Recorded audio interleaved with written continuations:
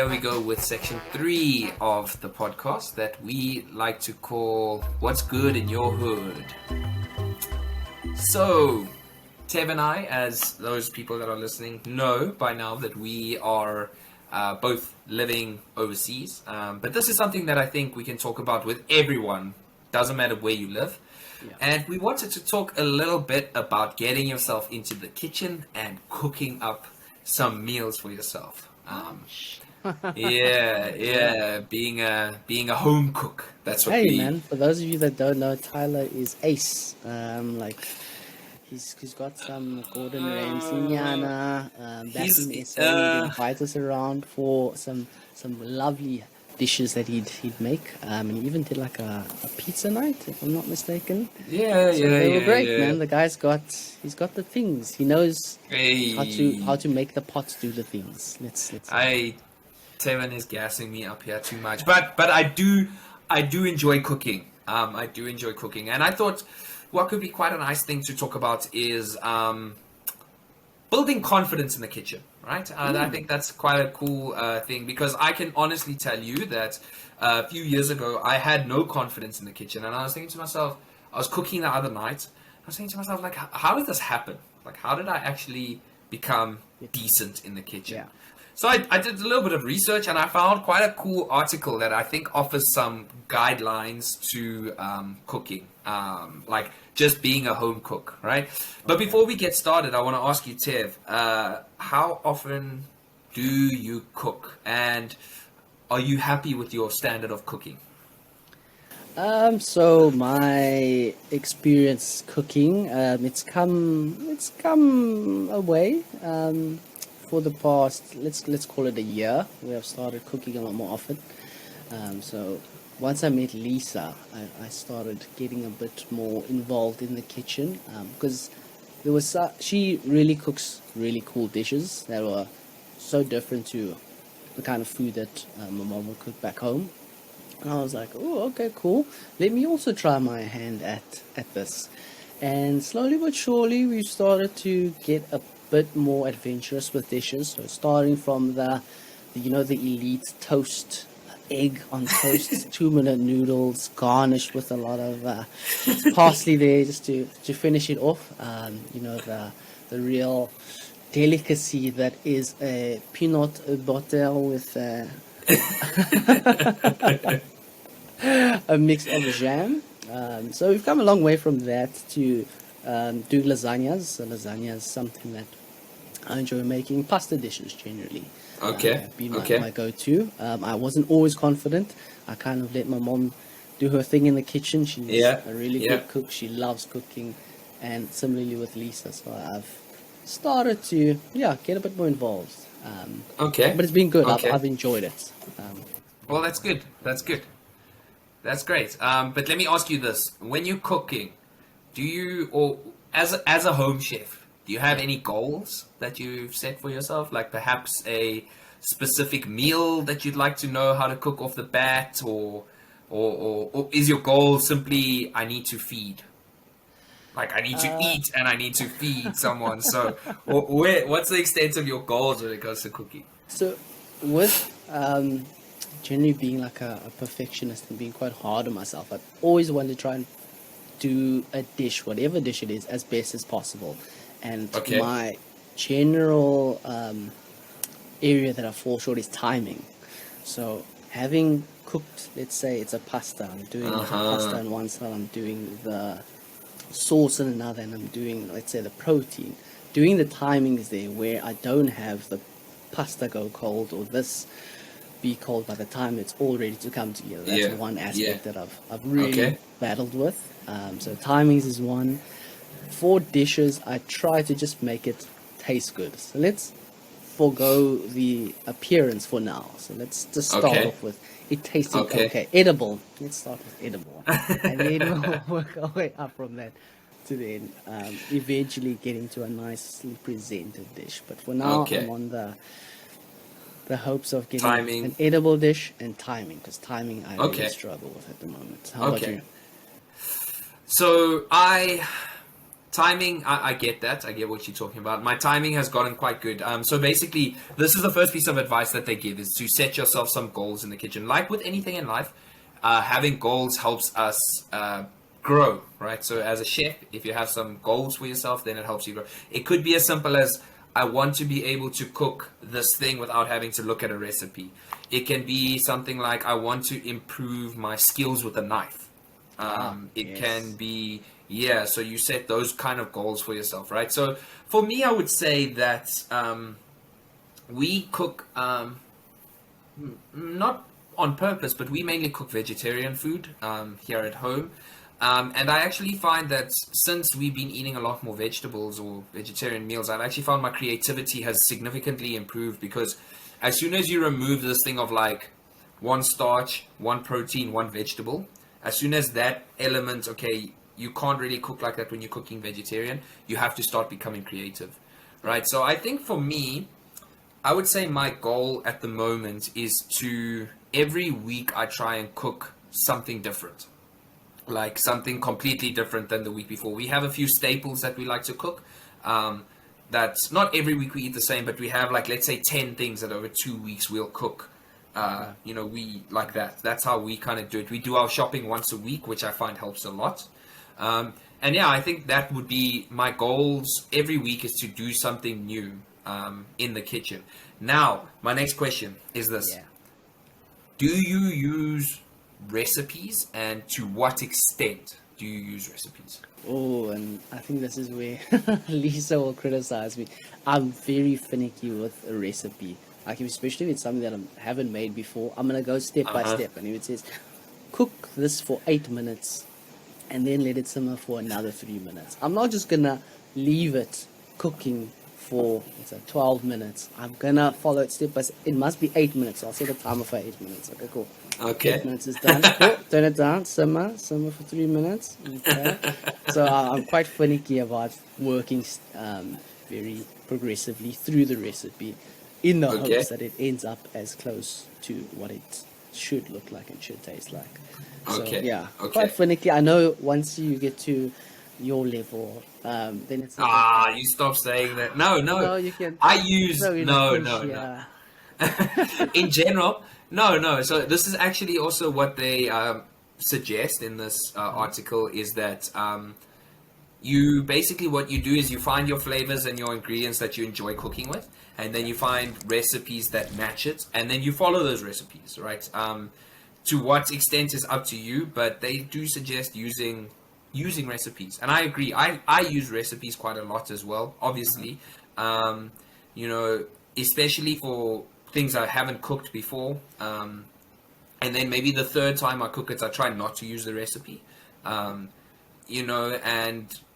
it's the same thing. Also, part of the goals thing. Like for me, one of my goals is also to I don't like to buy sauce. So if I'm making a Napoletana pasta, for example, I don't like to buy a tomato base. I cut the tomatoes. I like everything from scratch. I find it a lot cleaner. So that's the second piece of advice: is your recipe.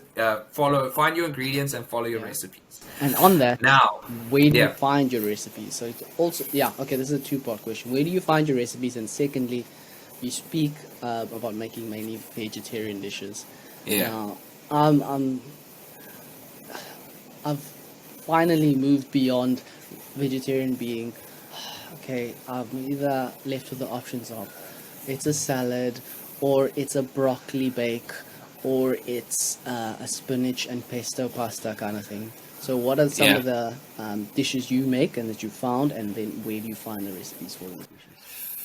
So we find a lot of our recipes on Pinterest and on Instagram. Actually, for pasta, if you like pasta, there's a lady on Instagram called Pasta Queen.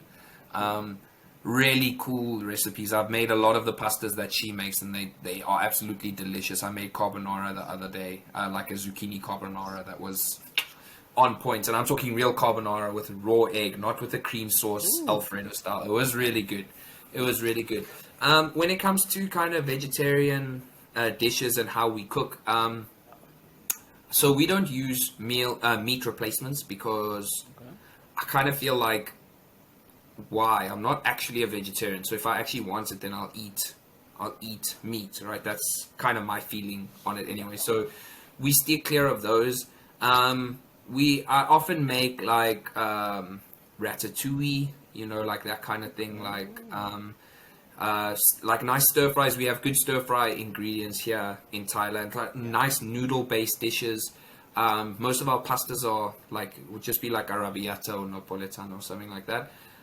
So yeah, that's kind of like the stuff that we make with I would say Pinterest and oh yeah, we made quite a nice curried chickpea wrap the other day. That was pretty good. Yeah, that was a nice one. But now this might be a challenge for you and I. I'll tell you my part after you tell me yours. But the next part, the next piece of advice they have is the equipment in the kitchen that you need, every home cook needs. So my question, and it's not even that complicated. My question is to you: what is your equipment that you have that you can't do without? And let's see if you mention like your daily tools. Like, what do you have that you use? Okay, so having moved across countries, we obviously didn't start out with what we had back home. So I learned the hard way about having a can opener. I You made there the with the mistake knife? one day of buying, and there I was on YouTube and Google trying to find out the ways in which to open a tin can without a can opener. And funnily enough, you can either use a spoon on the inner rim and you kind of work at it until a part of it gives in, and then you sort of work your way around it. Otherwise, you can go quite forcefully with a knife or a fork they've suggested. I found that a pair of pliers do quite a good job. So tools I've come to learn: can opener, number one. Number two is this has to be cutlery, or it can be like crockery as well. No, whatever it is that you Okay, use. Yeah. spatula for sure, a sharp knife, Okay. and Okay. yeah, you do see the difference between knives. Previously, I was like, knives are knives, man. Just use it. If I'm gonna use that bread knife, if it's the only thing I have, I'll make do. I can cut. But I see speciality for knives. It makes a lot of sense. So a sharp knife, spatula, Pyrex dishes for the oven. Can do, I've mentioned doing lasagnas quite often, so that's kind of the go-to. Important. Yeah. What else do I need? Pan, pot. Yeah. Don't have a mixer yet, so just using the old Yeah. wrist action there. Yeah, but that's fine. That's fine. Yeah, I'd say those are the Okay. basics for now. Okay. Let's give me your So list. my list of what I cannot do without, first and foremost, are knives. 100%. You have to have good knives, at least decent knives. They don't have to be super expensive. Sharp, good knives. Because think about tomatoes. When you cut a tomato with a blunt knife, yeah, Very mark ads, exactly. yes. So you need good knives. In fact, I recently went and purchased not exceptionally expensive, but kind of a mid-range set of knives that I'm loving. It makes Shogun. cooking such a pleasure. Yeah, Yeah. exactly. That I actually keep sharp. That I use a sharpening rod. And just by the way, a sharpening rod cannot sharpen a blunt knife. It can only keep a sharp knife sharp. So if your knife is blunt, it can't change it. But if your knife is at least a little bit sharp, it can keep it sharp. So you need to stay on top of it and keep your stuff together. Yeah, exactly. The other thing they mention is a cutting board, which is quite important. Yes. Because if you're cutting on a plate and it's like got ridges, it kind of compromises the way you cut. So And do you chop on use a good separate chopping boards per ingredient? So do you have a meat cutting board, a vegetable cutting board? Because I hear you shouldn't ideally. because of I know, bacteria. yeah. Yeah, so I do have one for meat. When I do cook meat, I use a different one. I prefer wood to. I want a glass one, to be honest, but at the moment I'm using a wooden one. Wood can be, if it's not treated properly, it can also be bad for you because it can absorb a lot. Yeah. And when I'm cutting things like onions or garlic, things that have strong flavors, wipe the board in between. That's quite important, you know. But then the next thing they suggest is just your general stock of the milk. Spices, garlic powder, onion powder, salt, pepper, all important. Yeah, Missing a all lot of those important. spices, man. And there's some spices Yeah. that you just get so used to having in your house, like back home, that you don't necessarily find once you've moved. I don't know. Well, you're kind of in the hub of the spice world, so you Yeah, to an shouldn't extent, find yeah. too much trouble looking for spices that you would have encountered back home. Yes, Yeah. yeah, a bit more of a workaround I found. Generally. Okay. But Okay, that makes sense. That makes. There are some spices we can't find here, but also I think that's also quite an important thing is that if you are living abroad, you need to kind of you can't we can't find sweet basil, for example. So I've had to kind of remove that from my cooking, like what we cook. So like pesto and stuff is very difficult for us to get. So you also kind of have to match where you live. I'd imagine in England you can find a lot of Indian spices. So like that might be a way to go. Just as a suggestion. And then the last thing, you need the last piece of advice. So the next one, that one that we just did, was having the right equipment, making your life easy.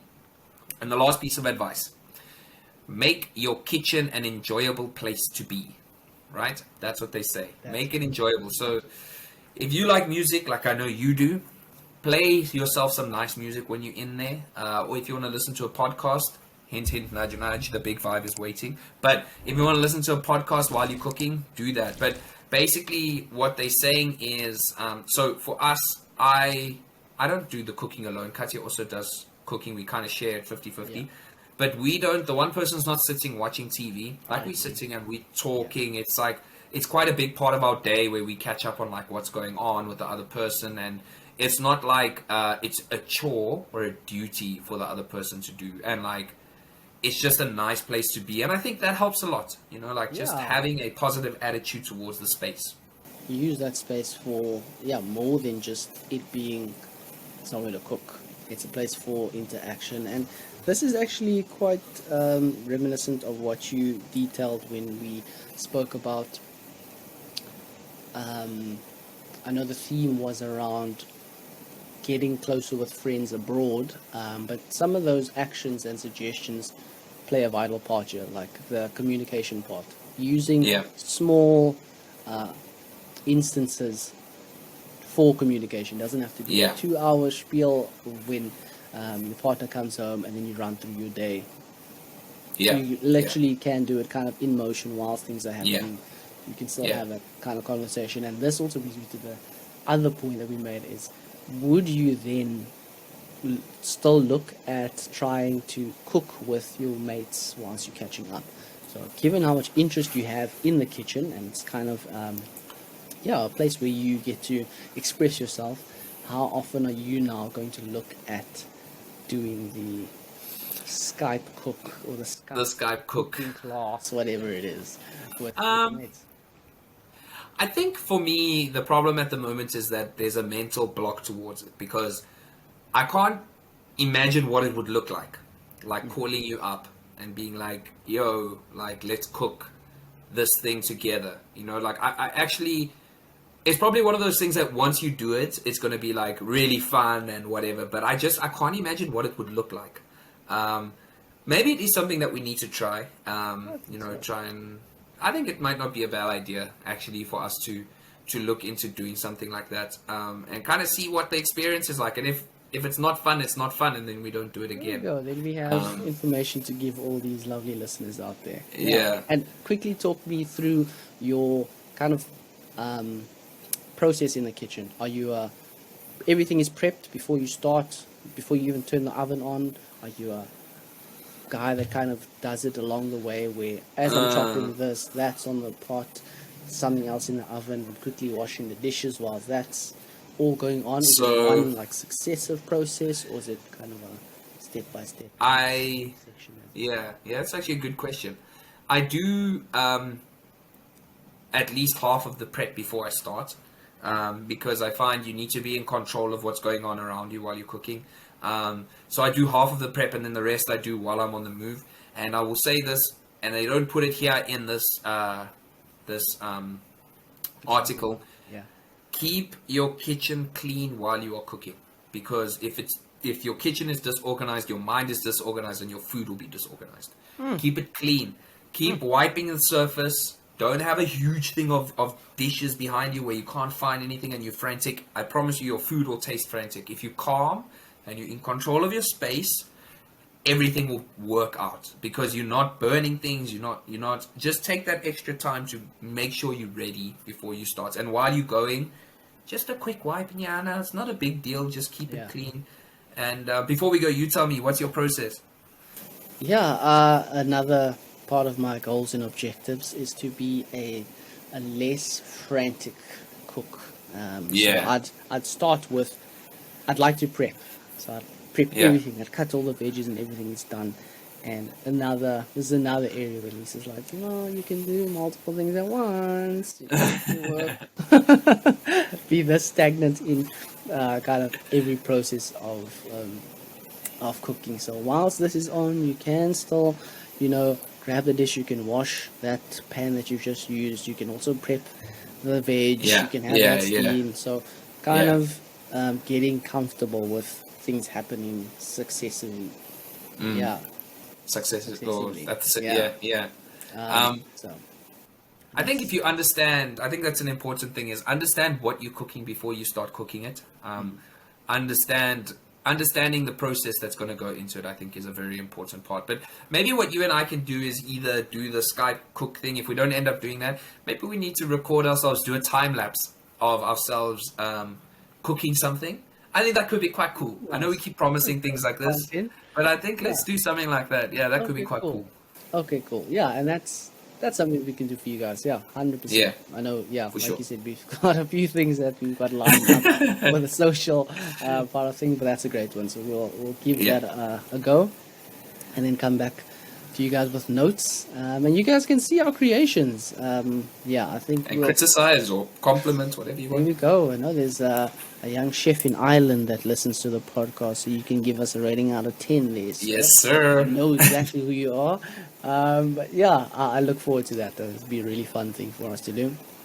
And just quickly before we wrap up, I think, Tev, I'm asking you this now.